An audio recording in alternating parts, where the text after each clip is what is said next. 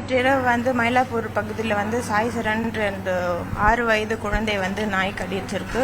So அந்த குழந்தை வந்து விளையாட்டாக வந்து ஸ்ட்ரீட் டாக் வந்து பிஸ்கெட் கொடுக்குறதா போய் கொடுத்துருக்காங்க. ஸோ கொடுக்குற நேரத்தில் அந்த நாய் வந்து கை பகுதிகளிலும் அந்த குழந்தையோட கன்னத்து பகுதியிலும் வந்து கடிச்சிருக்கு. ஸோ குழந்தைக்கு கன்னத்தில் மட்டும் ஒரு 3 தையல் போட்டிருக்காங்க. இன்றைக்கு அந்த குழந்தை நல்லா ஸ்டேபிளாக தான் இருக்காங்க. குழந்தைக்கு வேக்சினும் பண்ணியிருக்காங்க. ஸோ அந்த குழந்தைக்கு வந்து தொடர்ந்து 5 டோஸ் வேக்சின் கம்ப்ளீட்டாக கொடுக்க வேண்டியிருக்கு. அந்த நாயும் வந்து ரேபிஸ் அஃபெக்ட் ஆயிருக்கா இல்லையா அப்படின்றத வந்து நம்ம மாநகராட்சி சார்பாக வந்து டெஸ்ட் பண்ணிட்டு இருக்காங்க.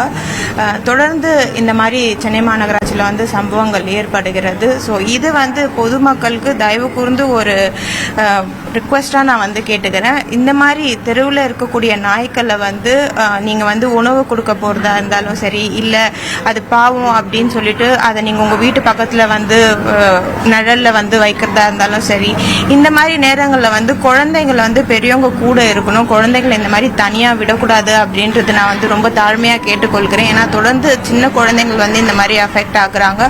தெரு நாய்க்களை பொறுத்த வரைக்கும் நம்மளுக்கு சில சட்ட விதிமுறைகள் வந்து இருக்குது. அதை வந்து மாநகராட்சி கடைபிடிக்கக்கூடிய சூழலில் வந்து நம்ம இருக்கிறோம். சென்னை மாநகராட்சி வந்து இந்த தெரு நாய்க்களை பொறுத்த வரைக்கும் அதை வந்து பிடித்து அதுக்கு வந்து கருத்தடைப்பு பண்ணிட்டு மீண்டும் அதே பகுதிகளில் அந்த இடத்துல அந்த நாய்களை வந்து விடக்கூடிய வந்து நம்மளுக்கு ரூல்ஸ் அண்ட் ரெகுலேஷன்ஸ் இருக்குது. அதை மீறி வந்து சென்னை மாநகராட்சியால் செயல்பட முடியாது. ஸோ அந்த ஒரு முன்னெடுப்பில் தான் தொடர்ந்து நாங்கள் பண்ணிட்டு இருக்கோம். இப்போ போன வாரம் கூட வந்து நாங்கள் வேர்ல்டு வைட் வெட்டினரி வெல்ஃபேரோட இணைந்து சர்வீசஸ் கூட இணைந்து ஒரு மீட்டிங் வந்து எடுத்திருக்கோம். 2018 தான் வந்து கடைசியாக சென்னை மாநகராட்சி எவ்வளோ தெருநாய்க்கள் இருக்குது அப்படின்றத ஒரு கணக்கெடுப்பு எடுத்திருக்காங்க. மீண்டும் இதை 2024 வந்து ஆண்டில் வந்து எவ்வளோ தெருநாய்க்கள் இருக்குது அப்படின்றத கணக்கெடுக்கிறது ஒரு முன்னெடுப்பு எடுத்திருக்கோம். அடுத்த 2 மாதங்களுக்குள்ள எவ்வளோ நாய்க்கள் இருக்குது அப்படின்றத வந்து கண்டறியப்பட்டு அதுக்கப்புறம் இது என்ன மாதிரி நம்ம முடிவுகள் எடுக்கலாம் அப்படின்றத நான் தெரிவித்துக் கொள்கிறேன். இது வந்து நாய்க்கள் வந்து இந்த மாதிரி தொடர்ந்து சூழல் ஏற்பட்டாலும் நாய் பிரியர்கள் அப்படின்னு சில பேர் இருக்காங்க. அதுக்குன்னு ஒரு சில அசோசியேஷன் இருக்காங்க. அவங்க வந்து நம்ம ஏதாவது ஆக்ஷன் எடுத்தால் கூட வாயிலா ஜீவனை வந்து இந்த மாதிரி பண்ணுறீங்களே அப்படின்ற ஒரு கேள்வி வைக்கிறாங்க. ஸோ வாயிலா ஜீவன் அப்படின்றதுனால தான் நாங்கள் அனிமல் பர்த் கண்ட்ரோல் ரூல்ஸை வந்து ஃபாலோ பண்ணி அதுக்கு வந்து கருத்தடைப்பு பண்ணி மீண்டும் அதே பகுதிகளில் வந்து விடுறோம்.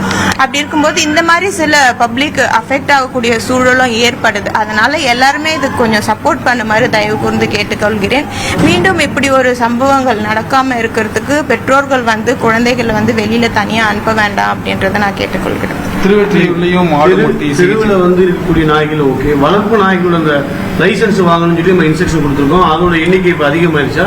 அவங்களோட ரெஸ்பான்ஸ் எப்படி? வளர்ப்பு நாய்களை பொறுத்த வரைக்கும் இப்போதான் வந்து அந்த மாதிரி வளர்ப்பு நாய்கள் வந்து வெளியில